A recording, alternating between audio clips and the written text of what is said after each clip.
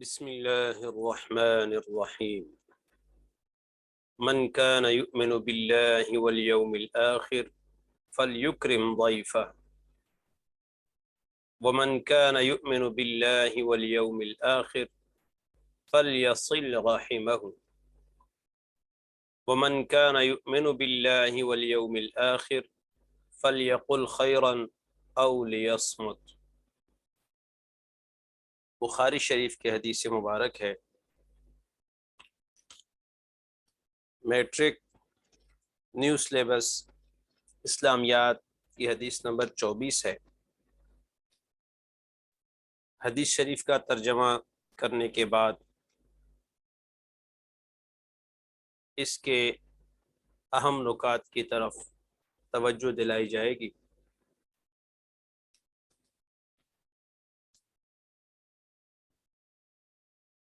جو شخص اللہ تعالی اور روز قیامت پر یقین رکھتا ہے، اسے چاہیے کہ اپنے مہمان کی عزت کرے،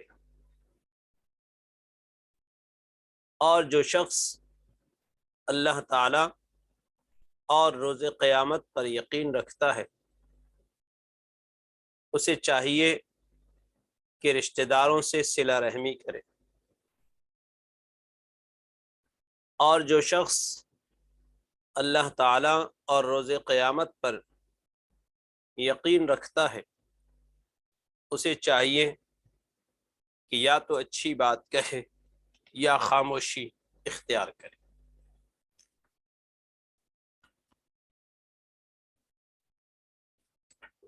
یہ حدیث شریف کا ترجمہ ہوا۔ اس حدیث شریف میں رسول اللہ صلی اللہ تعالی علیہ وسلم نے 3 باتوں کی ترغیب دی ہے۔ مہمان کا اکرام کرنا، نمبر 2 صلہ رحمی کرنا،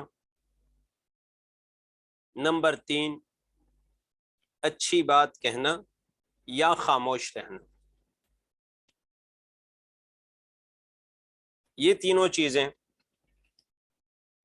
در حقیقت حقوق العباد سے تعلق رکھتی ہیں۔ الدین المعاملہ، دین معاملات کا نام ہے۔ حقوق اللہ یعنی اللہ تعالیٰ کے حقوق ادا کرنا، جیسے نماز، روزہ، حج، زکوٰۃ، یہ حقوق اللہ ہیں، اللہ تعالیٰ کے حقوق ہیں۔ اب وہ احکام جو حقوق العباد سے متعلق ہیں، وہ انتہائی قابل توجہ ہیں۔ حقوق العباد میں اگر کہیں کمی کوتاہی ہو گئی، کہیں کوئی کسر رہ گئی، تو بندہ اللہ تعالیٰ سے معافی مانگ لے گا، اور اگر حقوق العباد میں کوئی کمی رہ گئی، کسی کے حق تلفی ہوئی، تو پھر اس وقت تک معافی نہیں ہے جب تک اس بندے سے معافی نہ مانگ لی جائے جس کی حق تلفی کی ہے، یا اس کا حق ادا نہ کر لیا جائے۔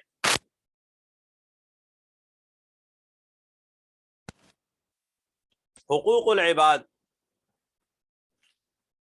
اس وقت تک معاف نہیں ہوتے جس وقت تک وہ بندہ جس کی حق تلفی ہوئی ہے وہ معاف نہ کرے یا اس کا حق ادا نہ کیا جائے۔ تو ان 3 چیزوں کا تعلق بھی حقوق العباد سے ہے۔ نمبر 1 مہمان کا اکرام کرنا، نمبر 2 صلہ رحمی کرنا، نمبر 3 اچھی بات کہنا یا خاموش رہنا۔ مہمان کسے کہتے ہیں؟ جب کوئی انسان سفر کر کے کسی بھی مقصد کے لیے کسی دوسرے انسان کے پاس پہنچتا ہے وہ مہمان کہلاتا ہے۔ مناسب طریقے سے اس سے آنے کا مقصد پوچھنا، خندہ پیشانی سے پیش آنا، اس کی رہائش، کھانے پینے اور آرام کا انتظام کرنا، عزت و تکریم کرنا، یہ مہمان کا اکرام ہے۔ نمبر 2، صلہ رحمی۔ اپنے عزیز و اقارب، رشتہ دار، اقربا کے دکھ سکھ میں شریک ہونا، بوقت ضرورت ان کے کام آنا، ان سے اچھا سلوک کرنا، ان سے ہمدردی سے پیش آنا، یہ صلہ رحمی ہے۔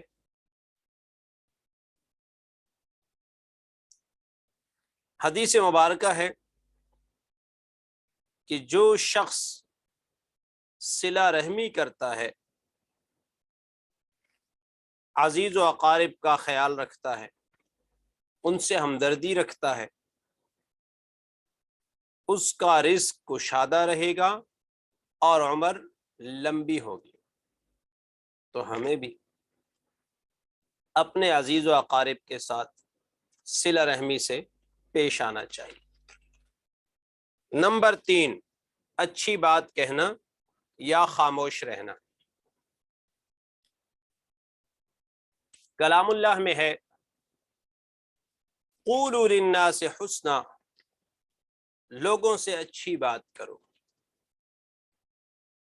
اگر آپ کے پاس اچھی بات ہے تو بالکل کریں، اچھی بات نہیں ہے تو پھر ایسے بولنے سے بہتر ہے جس سے لوگوں کو تکلیف ہو، ایسے بولنے سے بہتر ہے بندہ خاموش رہے۔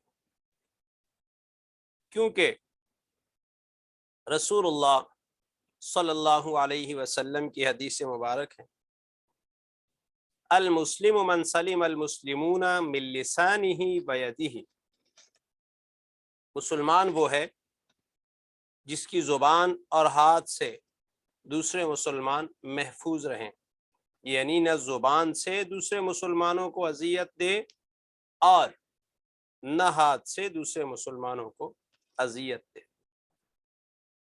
تو ایسا بولنا جس سے دوسروں کو اذیت ملے، اس سے خاموش رہنا بہت بہتر ہے۔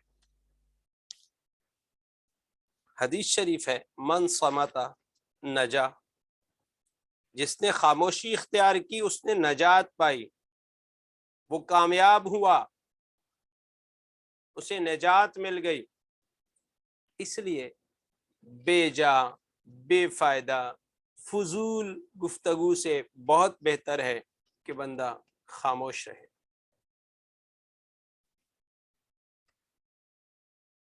تو حدیث مبارک کا خلاصہ یہ ہوا کہ ہم مہمان کا اکرام کریں، عزیز و اقارب سے صلہ رحمی سے پیش آئیں اور ضرورت کے مطابق اچھی بات کہیں یا خاموش رہیں۔ جزاکم اللہ تعالی احسن الجزاء۔